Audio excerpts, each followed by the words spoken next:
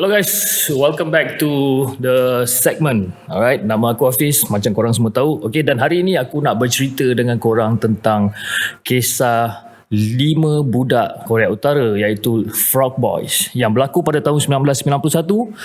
Time tu aku rasa aku dalam darjah 2 kot. Alright, tapi sebelum aku nak start cerita ni, okay, kepada korang yang belum subscribe, apa lagi yang korang tunggu guys? Alright, tekan butang subscribe, okay, tekan butang like, butang share dan just enjoy the show, okay? Dan kepada sesiapa yang di luar sana yang nak dengar kita melalui podcast, korang boleh search kita orang dekat Spotify dan Apple Podcast, okay? Cari The Segment Podcast, alright? Okay guys, jom, let's go. Kita start ini cerita.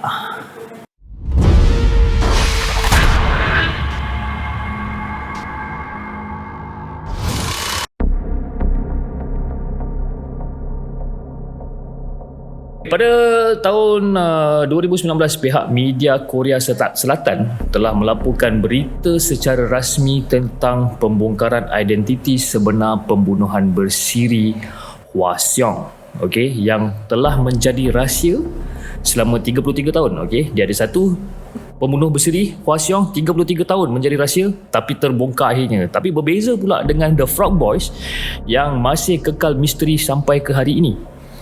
Okay, dan aku rasa kisah misteri ni bakal tak ada penghujung guys, bakal tak ada penghujung, because right now it's already 2021.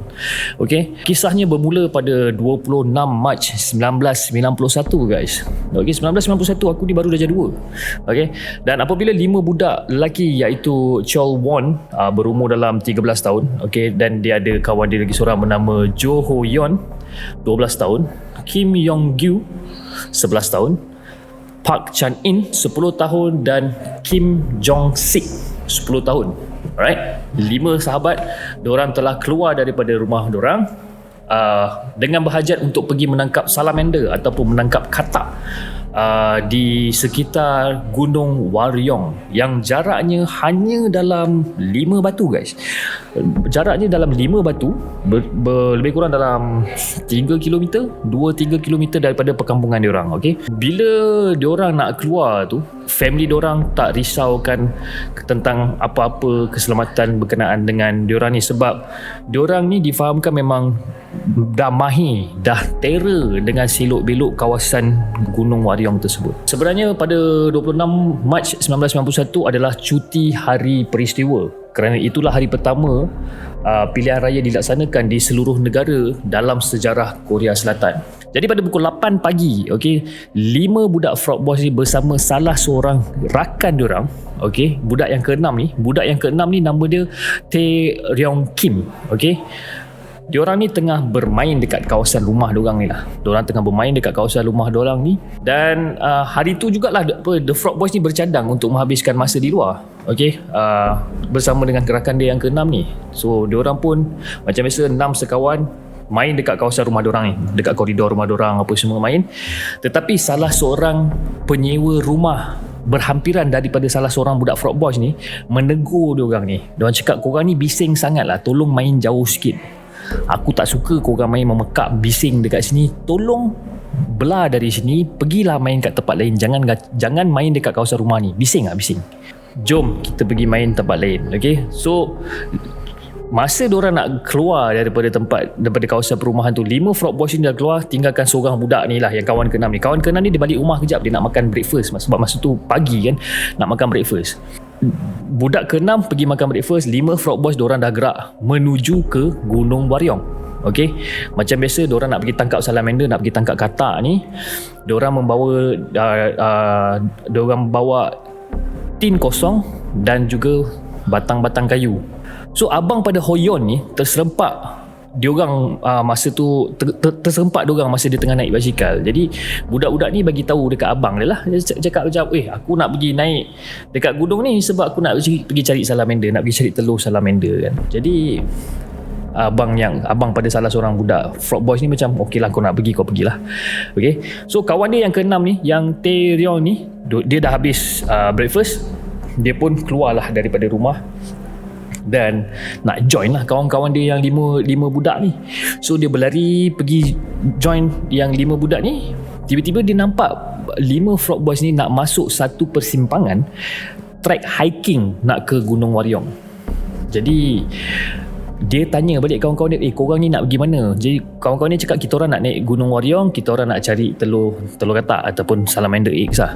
Yang budak ke-6 ni, Taeryong ni macam, okay, kita tak nak, aku tak nak pergi, aku tak nak ikut korang. Okay, korang pergilah sebab mak aku tak bagi aku pergi kan, sebab mak aku tak bagi aku merayau jauh-jauh kan. So tak apalah, korang pergi, aku balik rumah kan. 5 budak Frog Boys tu berkata, okay, kau tak nak follow, no hal, tak ada hal. So kita orang pun gerak lah. So diorang pun gerak. Jadi pada pukul 6 petang hari yang sama, ibu bapa Frog Boys ni perasan yang diorang ni tak balik-balik dari pagi. Dan obviously diorang akan rasa bimbang. Okay, diorang rasa risau, takut. Okay, diorang pun cuba mencari anak-anak diorang ni dekat Gunung Waryong. Tapi pencarian diorang tidak membuahkan hasil langsung. Tak jumpa apa-apa. Jadi pada pukul 7.50 malam, satu laporan polis mengenai kehilangan Frog Boys telah dibuat. Jadi polis pun kata diorang mempercayai yang budak-budak ni tersesat, mungkin tersesat dalam Gunung Waryong. Alright. Jadi polis kerahkan gerakan pencarian dibuat serta-merta. Okay, polis dan semua penduduk kampung cuba mencari budak-budak ni sehingga pukul 3 pagi guys. Daripada pukul 7.50 malam sampai pukul 3 pagi cari dalam keadaan gelap. Tapi malangnya Frog Boys tidak dapat dikesan. Kesian guys. So stesen TV pun dah dapat tahu pasal cerita ni, pasal berita kehilangan budak-budak selepas ni. So diorang dah start untuk buat coverage. Okay, diorang dah start untuk buat laporan berita tentang kanak-kanak tu dikatakan naik gunung untuk mencari telur katak dan sebagainya. Okay, disebabkan itu semua kanak-kanak yang hilang itu dikenali dengan nickname budak-budak katak ataupun Frog Boys. Alright. Okay, jadi dalam usaha mencari Frog Boys ni, beribu-ribu risalah ataupun magazine, surat khabar diedarkan dan lebih daripada 300,000 anggota polis dan tentera turun padang membantu guys. Okay, mereka bukan saja cari dekat Gunung Waryong, tapi di seluruh negara, Bukit Bukau, Gunung Ganang, sungai, taman, stesen bas, stesen kereta api, kau cakap je kat mana, semua diorang pergi cari.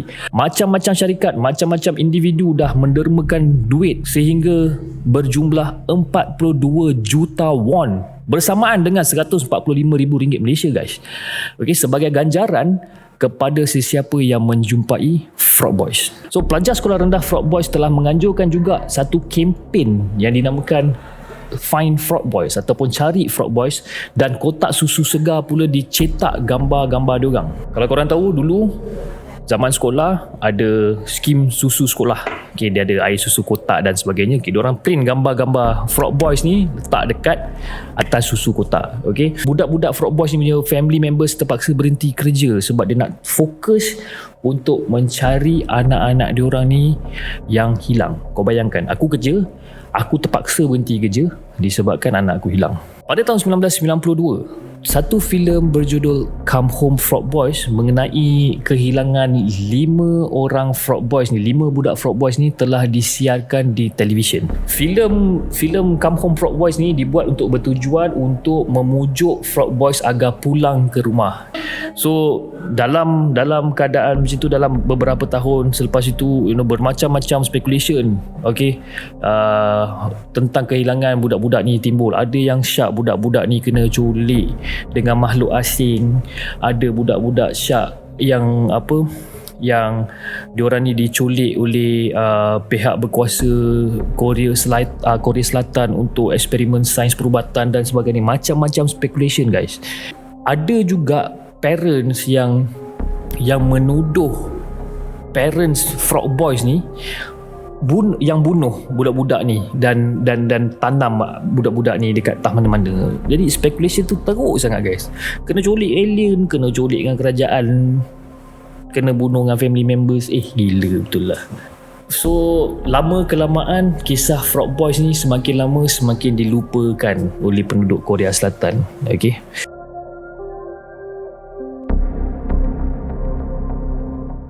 Pada tahun 2002, 26 September 2002, satu penemuan yang mengejutkan. Okay, 2 orang lelaki yang sedang memetik buah ok. Okay, memetik buah ok di pinggir Gunung Waryong tu terjumpa cebisan pakaian dan tulang manusia, guys. Okay, so diorang pun pergi bagi tahu apa benda yang diorang jumpa ni dekat polis, dan polis turun padang, dia buat siasatan dan pakaian serta rekod pergigian. Polis mengesahkan bahawa akhirnya selepas 11 tahun mayat Frog Boys telah ditemui. Selepas 11 tahun, guys. Keadaan mayat diorang ni berlonggok, antara satu sama lain dia berlonggok dalam masa yang sama polis menganggap diorang ni meninggal dunia disebabkan kesejukan. Jadi bila polis cakap itu, obviously penduduk kampung buat bantahan sebab tak mungkin budak-budak ni kesejukan, sebab jarak antara gunung tu dengan rumah budak-budak ni dalam 5 batu, dalam 3 km, dan diorang dah pandai selok-belok hutan ataupun gunung Waryong ni. Jadi tak mungkin budak-budak ni mati kesejukan. Kalau katakanlah diorang ni kesejukan, guys, takkanlah diorang tak boleh balik ataupun diorang tak boleh lari balik rumah ke. Diorang bukannya hilang jauh dalam hutan, tidak, 2 km je daripada rumah diorang ni. Polis pula cakap, oh benda ni tak ada unsur jenayah kan pada badan diorang ni, walaupun ada di antara tengkorak budak-budak ni ada lubang dekat tengkorak dia ni, tapi polis cakap itu bukan unsur jenayah. Jadi orang awam pun pada tahun tu juga ada satu kabar angin mengatakan bahawa Frog Boys telah ditembak secara tidak sengaja dari satu kawasan menembak tentera yang berdekatan dengan Gunung Waryong, dan kemudiannya mayat mereka telah disembunyikan oleh pasukan tentera untuk menghapuskan bukti. Tapi ini assumption yang sangat tak masuk akal lah kan. Okay. Apa yang lebih menakutkan, guys, lah terdapat lebih daripada satu lubang di tengkorak kanak-kanak tersebut, dan corak dia ataupun pattern lubang tu adalah konsisten, maknanya sama je. Penyiasatan terperinci dah dijalankan pada mayat mereka, mayat budak-budak Frog Boys ni, untuk mengenal pasti punca kematian. Dan finally polis mengaku kesilapan diorang sebelum ini, okey, yang kata bukan kes jenayah dan sebagainya. Okey, bila diorang buat siasatan, diorang terjumpa kelongsong peluru berdekatan dengan mayat Frog Boys. Okey, mayat mereka ni kena ikat. Okey, cara simpulan lengan baju yang diikat menggunakan ikatan reef, okey, menunjukkan yang ini dilakukan oleh seseorang yang mahir dalam ikatan bagi kegunaan dalam industri. Tengkorak mereka ditumbuk, muka diorang, kepala diorang tertumbuk, besar kemungkinan akibat pukulan objek tumpul ataupun tikaman daripada satu objek tajam yang tidak dapat dikenal pasti sehingga ke hari ini. Teruk, guys. So bila diorang tengok dekat tengkorak tu, dia ada lumut dekat dalam bahagian dalam tengkorak, ada lumut dekat dalam tengkorak, menandakan mereka ni ditanam secara tergesa-gesa. Okey, sebabkan mayat mereka ni, mayat budak-budak Frog Boys ni ditemui di pinggir gunung, dan air yang mengalir akhirnya menghakis tanah yang menyebabkan mayat mereka ni timbul ke permukaan tanah tak lama selepas ditanam. Gila, guys, tembak point blank aku rasa ni. Okay, so Frog Boys kali ni bukan lagi kes kanak-kanak hilang, tapi mereka adalah sebenarnya mangsa pembunuhan, guys. So tak lama selepas diorang punya mayat ditemui, diorang buat upacara sembahyang dekat kaki gunung tempat mayat mereka ditanam. Dan mayat mereka juga akhirnya dikebumi pada tahun 2004, 25 Mac. Sebahagian daripada tengkorak diorang ni didermakan pada Universiti Gyeongbuk untuk kajian perubatan.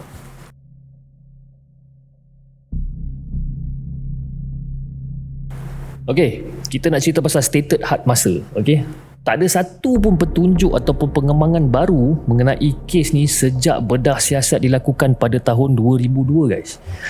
Langsung tak ada. Okey, dan pada tahun 2006 kes Frog Boys ni dah sampai expiry date, maknanya tarikh luput. Okey, dekat Korea Selatan dia ada satu stated had masa selama 15 tahun untuk kes bunuh. untuk ambil tindakan apa-apa terhadap bersalah. Jadi maknanya selepas 15 tahun, kalau tak dapat tangkap penjenayah tersebut, kes tu digugurkan dan tidak akan dibangkitkan semula. Itu diorang punya rules. Pelik kan? Tapi pada Julai 2015, Korea Selatan telah memansuhkan rules tersebut. Stated had masa tersebut diorang dah mansuhkan. Jadi berkemungkinan kita masih ada harapan untuk mendapat pembelaan bagi budak-budak Frog Boys dan juga ahli keluarga mereka yang sehingga hari ini menuntut keadilan. Gila guys. Dan pada tahun 2011, sebuah filem mengenai kisah pembunuhan Frog Boys telah ditayangkan di Pawagam yang berjudul Children, ataupun dalam bahasa Korea dia A-Idol. Bila diorang launch filem ni, dapat banyak sangat kritikan. Banyak orang kecam sebab ada unsur-unsur fiction dekat dalam cerita ni dan ada beberapa fakta yang tidak tepat. Susah nak cari suspek ni sebab clue satu je, cara ikat. Itu je. So guys, siapa yang telah membunuh 5 kanak-kanak malang ni? Siapa guys? Dan until today, sampai sekarang, kes ni kekal sebagai antara kes pembunuhan yang tak dapat nak settle dan antara kes yang paling famous dekat Korea Selatan. Aku harapkan family Frog Boys ni tabah menghadapi ujian ni. Memang tak dapat nak bayangkan perasaan budak-budak ni, bila pagi bangun pergi ke gunung nak cari telur katak, telur salamander dan sebagainya, end up kena bunuh guys. Sedih ya. So aku rasa itu saja perkongsian aku untuk hari ini. Alright. And kalau korang rasa korang nak aku cover lagi cerita-cerita yang menarik, korang boleh komen di bawah. What kind of story that you guys wanted to hear. Alright. And kepada sesiapa yang ada cerita yang ingin berkongsikan dengan kami, jangan lupa hantar email kepada kami di hellosegment@gmail.com ataupun boleh DM kami terus di Instagram @hellosegment. InsyaAllah kita akan jumpa lagi on the next episode. Alright. So guys, kepada sesiapa yang nak keluar rumah, make sure korang hati-hati. Assalamualaikum.